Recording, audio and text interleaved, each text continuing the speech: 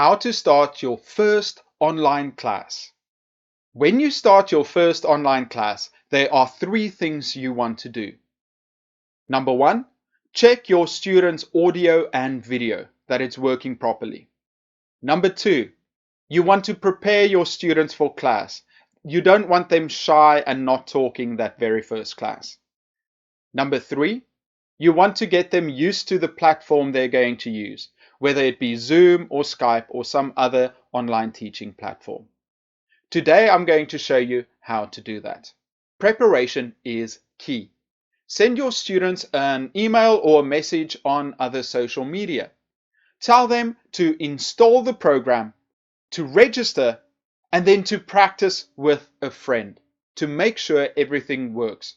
See, most people wait until the last minute to see if something works. So many of your students will wait 2 minutes before class to try and register and get into the program. Tell them no. You want them to practice with a friend before you start your very first class.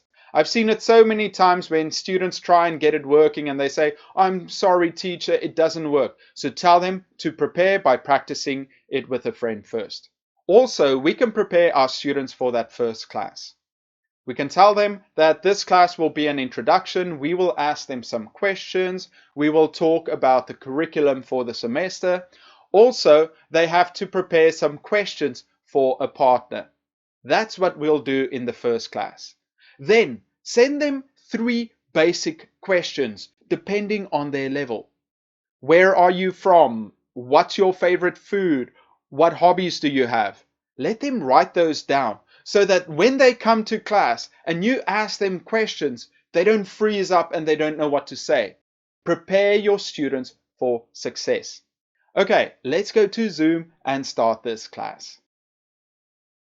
Okay, so here we are in Zoom. We're waiting for our students to come in and they'll start popping in one after the other. Once they come in, you can start asking them questions. And the great thing is you've already given them some questions that they can prepare beforehand. So once they come in, you can say, "Hi, what's your name? What's your favorite food? Where are you from? What hobbies do you have?" The students have already prepared these, so there aren't any ums, ahs. The students will start popping in. And once you think all the students are here, you can do a screen grab to check later. How do you do that? Alt, Shift, and T. It'll freeze the frame just like that. What a beautiful picture. Okay, so, and then you just click and drag the area you want to save. And then you say, download Eric Pretty.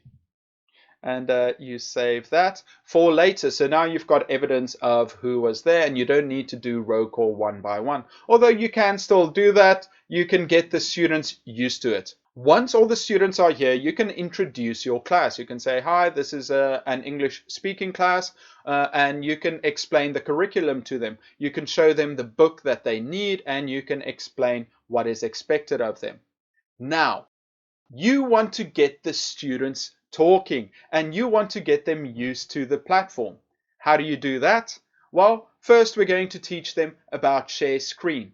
You go to share screen, you click, and you can go to whiteboard and share. You say, "Okay guys, this is the whiteboard. I can write in it and you can write on it too. You can draw, you can put a stamp, or I'm going to say here, what's your name?"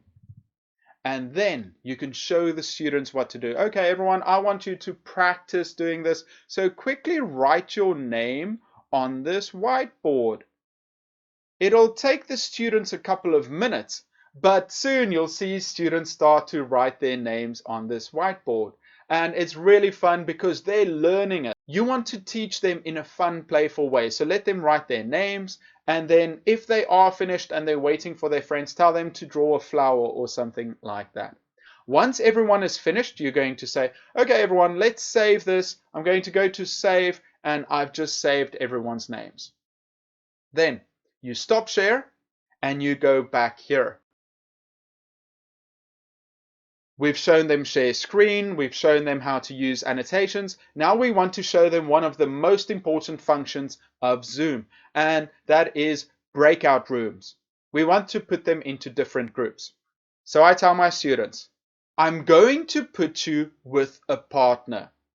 I want you to interview your partner, and then your partner will interview you. I will give you 5 minutes. After that, I want you to introduce your partner to the class. Remember to repeat yourself to make sure the students understand. Tell them again, guys, I'm going to put you with a friend. In another group, you will be alone. I want you to interview each other in English. Write down the answers. Once 5 minutes are finished, you will introduce your partner to the class. You can also help them by giving them an example. What's your name? Johnny. Where are you from? Seoul. What's your favorite food? Chocolate. What hobbies do you have? I like to play video games. Then I will introduce my friend to the class.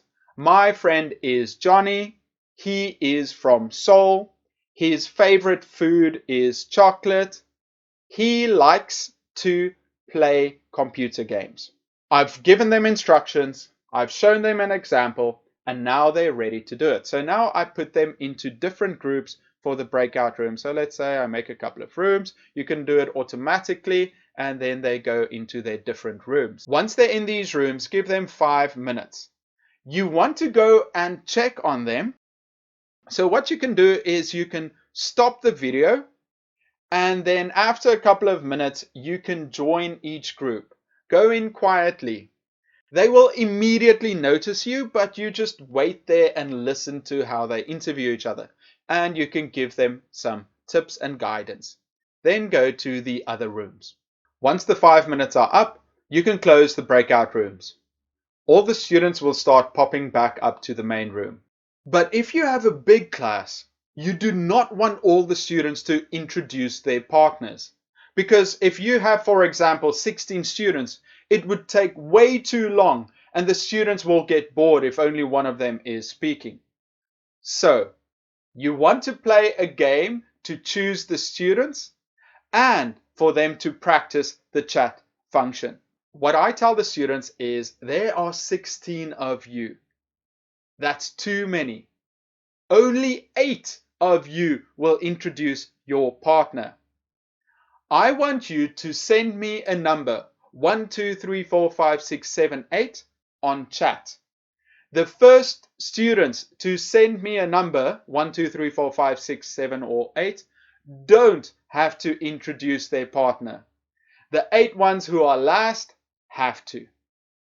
Then you wait. The students will start figuring it out. If they don't, you can give them a hint. You can type to them, put your number here. They'll start writing 1, 2, 3, 4, 5, 6, 7, 8. Once they're done, you say stop. So those 8 don't have to introduce their partners, but the ones who are left have to. If you have a smaller class, let's say 6 students, you can tell them to write down what number they want to be in chat. And they'll figure it out and write either 1, 2, 3, 4, 5, or 6. Once the students have finished introducing their friends, you can end the class. Remind them what books they need, give them homework for next week, and tell them to prepare whatever they need to prepare. As a final game, tell them that you will give 1 bonus point to the first student to give you a thumbs up. The students will think, what's going on now? And maybe 1 or 2 of them will give you a thumbs up. You say, no, no, no, I want you to give me a thumbs up on Zoom. And the students will say, what? And they'll look around, say, I'm waiting, it's on Zoom. They'll look around, and then you check for the first student to give you a thumbs up. And you say, she wins, and you write down her name. Okay, everyone, thank you so much for watching. I hope this gives you an idea of what to do for your very first class of online teaching. If you have some other ideas, please put them in the comments below. I'm Eric from Educute, and I'll see you next time.